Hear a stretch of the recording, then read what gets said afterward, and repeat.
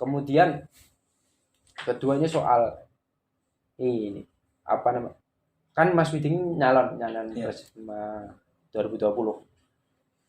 Apa sih tujuan terdalam kok mau gitu loh.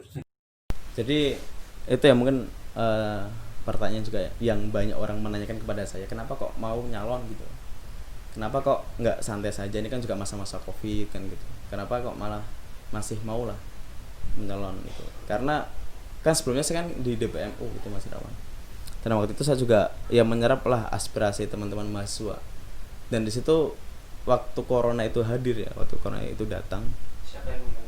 nggak tahu juga itu tamu yang nggak diundang gitu ya, corona itu. Nah itu pun ini apa namanya, dari 36.000 mahasiswa tadi ya, itu yang aspirasi yang sampai di tangan DPM itu cuma 2.000 sekian. Jadi itu masih jauh dari kata seperempat pun masih belum ada kan gitu. Nah dari situ pun, tapi kita nggak bisa meremehkan atau nggak bisa menafikan orang yang 2.600 itu ketika mereka menyampaikan aspirasi, karena mereka juga mahasiswa kan gitu, dan mereka merasakan tentang SKS yang seperti itu kan gitu. Kemudian masih belum ada jelas gimana kalau mahasiswa ini nggak bisa bayar, karena apa, kan corona kan banyak tadi yang saya sampaikan menyerang sektor-sektor tertentu kan, hampir semua sektor lah, khususnya sektor ekonomi dan sektor pendidikan. Nah dari sektor ekonomi ini banyak mahasiswa yang merasakan orang tua banyak yang di PHK. Kemudian juga ada mahasiswa yang saya dengar itu memang dia bekerja, emang dia tuh kuliah pakai uang dia sendiri, seperti itu. Nah tapi karena corona juga, jadi lapangan pekerjaannya waktu itu mereka bekerja di sana itu tertutup, karena pun mereka karena apa namanya usaha itu rugi kan gitu. Apa namanya, pendapatan sama pengeluaran masih banyak pengeluaran, makanya udahlah untuk sementara tutup dulu. Jadi pertama dari situ kenapa kok saya pingin, karena pingin benar-benar memperjuangkan aspirasi mahasiswa Mas Rawi. Karena ya begitupun, karena BMU itu ada pun untuk mahasiswa kan gitu. Kalau nggak ada orang yang mau, terusan siapa yang akan memperjuangkan aspirasi mereka? Jadi itu terdalam alasan untuk nyalon ini karena ini kesejahteraan mahasiswa itu. Iya betul, Karena kalau umpama kosong, siapa yang ngasih beri aspirasi Iya, ke betul. pihak rektorat seperti itu. Nah kemudian pun saya akan menambahkan, karena ya tadi yang saya sampaikan juga, keadaan ormawa di UMS pun kurang baik, antara di tingkat universitas sama di tingkat fakultas. Hilangnya kepercayaan, tidak saling bahu membahu lah mereka. Nah salah satu kita hadir di sini juga, harapan kita ya dari kabinet yang akan datang pun kita akan menyolidkan itu gitu, akan merangkul teman-teman mahasiswa ormawa, kan teman-teman mahasiswa umum kan gitu.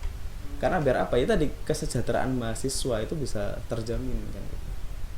Karena setelah kita ini sudah solid, pasti kan akan banyak nanti apa namanya kemajuan yang akan kita rencanakan bersama kan gitu. Minimal soal informasi tadi ya, karena itu akan merata ke teman-teman. Kalau bisa emang di tingkat HMB pun, maksudnya informasi dari BMU pun ya harapan kami bisa sampai ke tingkat HMB.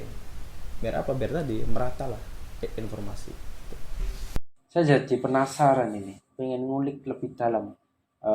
Tadi kan alasan kan, tujuan bahwa UMS ke depan ini akan mau dibawa kemana seperti itu dari seorang calon presiden mahasiswa ini. Jadi ini ya. Tapi ini ya lanjut.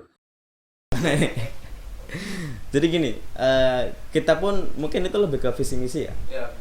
Ya mungkin saya juga akan memaparkan visi misi kita kan gitu. Jadi visi kita yaitu terciptanya mahasiswa UMS yang solid dan progresif. Kenapa di sini ada kata-katanya terciptanya mahasiswa UMS, bukan BEM UMS ya, tadi yang saya sampaikan. BEM UMS hadir itu bukan untuk BEM UMS itu sendiri, tapi untuk mahasiswa UMS kan seperti itu. Kenapa tadi ada kata-kata solid dan progresif? Karena realitanya sekarang itu masih banyak mahasiswa itu di tingkat ormawa fakultas itu yang udah hilang kepercayaannya kepada teman-teman universitas. Nah kita pengen merangkul mereka ya dengan berbagai cara, seperti kita menghadiri ketika mereka mengadakan acara, kemudian kita akan menjalin hubungan kultural, ngopi-ngopi seperti itulah kan gitu sama teman-teman fakultas yang terkait. Kemudian kita juga menjaga hubungan yang sudah emang kita jaga gitu. Itu Bang, itu yang pertama terkait masalah visi ya. Pertama kita mensolidkan, kemudian pasti akan ada progresivitas ke depan. Nah untuk progresivitas ini akan tak sampaikan kepada misi ya, yaitu kalau misi yang pertama itu kita punya 4 misi ya. Misi yang pertama itu membangun dan menjalankan sistem pemerintahan mahasiswa UMS yang berlandaskan hukum sehingga terciptanya demokrasi yang berdaulat. Jadi ya kita sadar juga hukum ADRT di UMS itu juga masih harus banyak pembenahan kan gitu. Dengan sistem yang presidensial, kemudian manajemen federasi, kemudian ada juga pasal-pasal yang lain yang saling tidak sinkron kan seperti itu. Itu pun akan kita benahi gitu. Jadi di periodisasi depan kita pengen hukum UMS, maksudnya undang-undang di UMS ataupun ADRT di UMS itu kuat terkait permasalahan hukum itu tadi. Agar apa? Kita ini kampus besar gitu loh. Harusnya kita bisa memaksimalkan ADRT atau ADRT sama UMS itu atau undang-undang di UMS itu kuat. Seperti itu. Itu yang pertama. Nah, kemudian yang kedua itu terwujudnya pemerintahan BEM UMS yang solid, profesional dan mandiri. Kenapa kok? Karena gini. Kan gimana kita pengen menyolidkan teman-teman Ormawa fakultas, sedangkan teman-teman di teman-teman BMU itu juga masih kurang solid kan gitu. Makanya tadi misi yang kedua kita pengen menyolidkan teman-teman yang di tingkat universitas, BMU itu sendiri khususnya. Kemudian kita akan bekerja profesional. Maksudnya profesional itu seperti apa? Jadi mungkin ini ya tetap adalah rasa kekeluargaan, tapi sikap profesional kita pun harus. Jadi ketika memang itu suatu amanah yang telah diberikan, ya harus kita jalankan dengan baik, walaupun mungkin dengan kesibukan kita kuliah dan sebagainya, harus bisa mengatur waktu sebaik-baiknya gitu.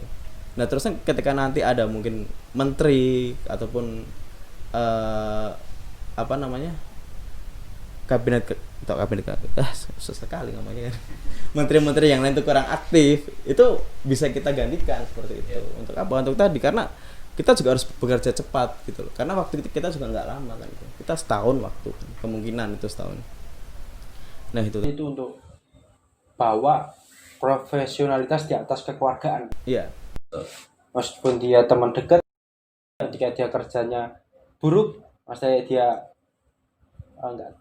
nggak kerja. Iya. Kalau perlu ganti gitu sekali, karena kita jangan memelihara suatu penyakit lah. Ketika penyakit itu kan, ketika di dalam tubuh itu sudah nggak bisa kita obati kan gitu. Daripada ngerobati kayak kanker kan itu, makanya ada otopsi itu mayat apa sih? Bukan kan? Kayak potong-potong biar dia nggak menular dan sebagainya kan, itu juga selesai seperti itu. Otopsi. Ya, makanya kita ya tegas lah terkait permasalahan itu. Kemudian mandiri, karena kita pengen BEM UMS tuh nggak hanya terpaku oleh uang dari rektorat. Karena apa, kalau kita terpaku sama uang dari rektorat kan gitu, wah itu nanti ketika kita nggak dikasih jatah ataupun dan sebagainya, itu akan susah geraknya. Jadi maksudnya mandiri itu pun kita memaksimalkan nih relasi kita kepada yang bahasanya relasi tau benar ya? Iya. Jaringan di luar itu untuk bisa membantu kita, entah itu di tingkat pemerintahan ataupun organisasi kemasyarakatan. Harapan itu seperti itu Mas. Jadi kita mandirilah sebagai BEM UMS itu. Nah kemudian yang ketiga itu menjaga dan meningkatkan sinergisitas dan kerjasama BEM UMS dengan stakeholder di internal ataupun eksternal UMS. Jadi tadi menjaga dan meningkatkan. Kan kita sudah ada nih jaringan kita, entah itu di internal UMS dengan teman-teman tadi BEM fakultas, kemudian UKM, kemudian dengan pihak rektorat, kemudian di luar UMS pun ada kayak BEM PTMI, kemudian DPM PTMI, kemudian jaringan-jaringan itu harus kita jaga, harus kita rawat gitu. bahkan dengan pergerakan lain. Iya, bahkan dengan pergerakan karena kita karena UMS itu hadir pun untuk mahasiswa UMS dan untuk khususnya kesejahteraan rakyat Indonesia kan itu nggak hanya terpaku oleh mahasiswa UMS itu sendiri. Kesejahteraan rakyat UMS. Itu juga itulah salah satu ketika itu di internal. Tapi kita nggak bisa menutup mata ketika ada permasalahan nasional seperti mungkin sekarang Omnibus Law kita tutup mata dan lain sebagainya, itu suatu hal yang salah. Makanya sekarang pun UMS pun ini ikut berpartisipasi dalam mencabut lah Omnibus Law dengan aksi-aksi, dengan konsolidasi dengan pergerakan lain. Itu ketiga tadi. Iya, yang ketiga. Terusan yang keempat itu ini menciptakan laboratorium ilmiah sebagai wadah pengembangan diri mahasiswa UMS. Kenapa? Karena ini ya, kalau kita lihat Tridharma di perguruan tinggi itu salah satunya itu ada tentang penelitian.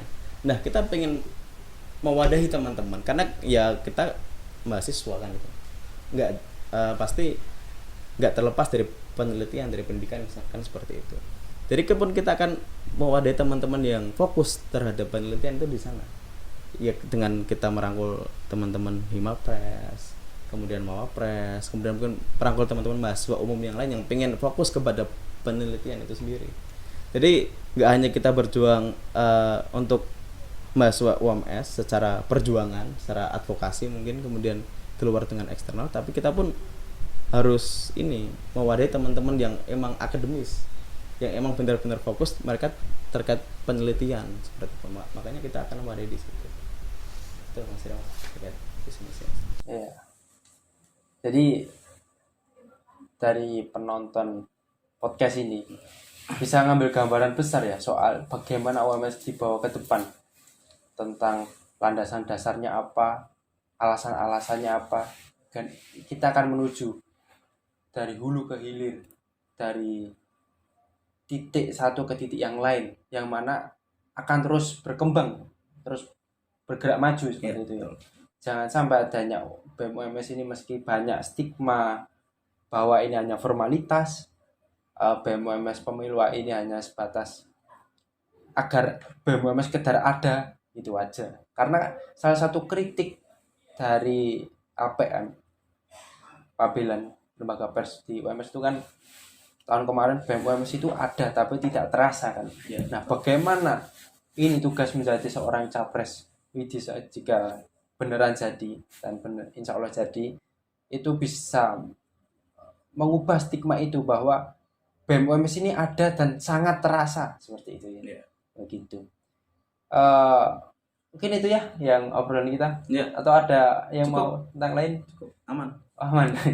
Lapor kita nih. Mungkin langsung aja ke closing statement lah. Jadi saya mengutip kata-kata dari Insinyur Soekarno sebagai presiden pertama Indonesia, yaitu ketika kita punya niatan yang baik, yang ikhlas dari dalam hati kita, maka semesta pun akan bahu-membahu untuk mewujudkannya. Ini Mang Soekarno ini memang seseorang yang banyak quote-quote dari beliau. Salah satunya yang selalu saya terkenang itu, sewaktu-waktu kamu perlu membutuhkan waktu untuk dirimu sendiri, untuk berbicara dengan angin. Seperti itu. Iya, itu juga salah satu quotes yang bagus sekali. Ya itu oke. Podcast kita kali ini semoga apa yang disampaikan oleh Mas Widi sebagai seorang manusia biasa dan calon presiden mahasiswa ke depan mampu menggugah atau bisa bermanfaat apa yang disampaikan pada teman-teman semuanya. Terima kasih. Wassalamualaikum warahmatullahi wabarakatuh. Waalaikumsalam warahmatullahi wabarakatuh.